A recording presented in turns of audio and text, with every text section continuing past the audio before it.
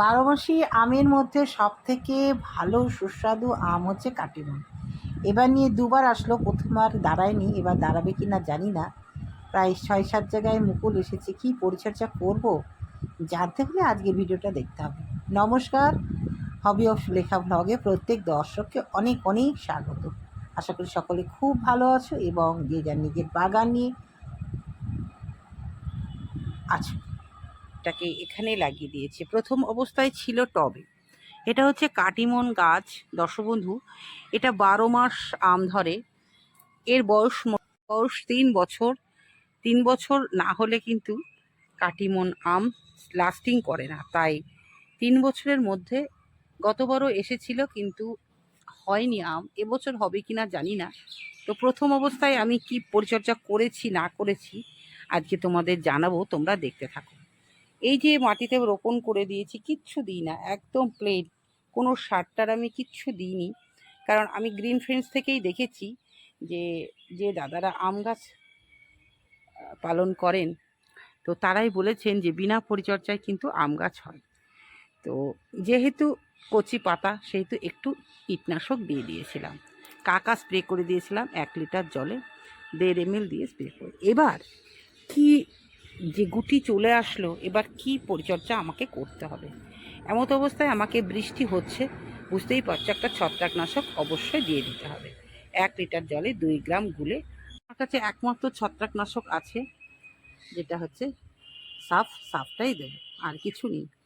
তো যাই হোক দর্শক বন্ধু, এটা দেওয়ার পর গাছের একটু খাবার দরকার। এমত অবস্থায় আমি কি খাবার দেব? হ্যাঁ, এখন আমি যেহেতু গুটি নিচ্ছে, তাই আমি এখন আমার কাছে মোমোমিন আছে, একটা মাইক্রোনিউট্রিয়েন্ট। অবশ্যই গাছে কি ঘাটতি আছে না আছে সেটা তো আমরা বুঝতে পারছি না। এই মুহূর্তে আমরা একটু সব রকম মৌলযুক্ত খাবার স্প্রে করে দেবো। কতটা না, 1 লিটার জলে 2 গ্রাম স্প্রে করে দেবো। সব থেকে বেস্ট আমার পছন্দ হচ্ছে কাটিমন, কারণ কাটিমন বছরে 3বার 4বার 12 মাস ফলন দেয়। সেটা আমি আমার এক কলিকের বাড়িতে আছে, কোনো পরিচর্যা নেই, পরিচর্যাবিহীন এই গাছটা আমরা করতে পারি দর্শক বন্ধু। এছাড়াও আরও অন্যান্য গাছ আছে। আগামী বর্ষাতে প্রচুর পরিমাণে মুকুল আসার জন্য আমরা চেষ্টা করব, খাবারটা দেব। পর্যাপ্ত খাবার থাকলে মুকুল ঠিক চলে আসবে। কচি কচি পাতা দেখো বেরিয়েছে, আবারও মুকুল আসবে। তাই এই যে এই মুকুলগুলোকে আমি আটকানোর জন্য জিনিস দেব, যেটা হচ্ছে ফাঙ্গিসাইড দেব, আর আরেকবার ইনসেকটিসাইড দিয়ে দেবো, কারণ কচি কচি পাতা বেরিয়েছে, তার জন্য দেব। আর ছত্রাকনাশক দেব, আর মোমিন দেবো, এই 3টে দেব। তার সাথে যদি পারি বোরন, জিঙ্ক আর কপার মেশানো আমার কাছে একটা পাউডার আছে, একটু দিয়ে দেব। তাহলে এইটুকুই হচ্ছে দর্শক বন্ধু। অনেক দিনের ইচ্ছে ছিল। এটা প্রথমে আমি টবে লাগিয়েছিলাম।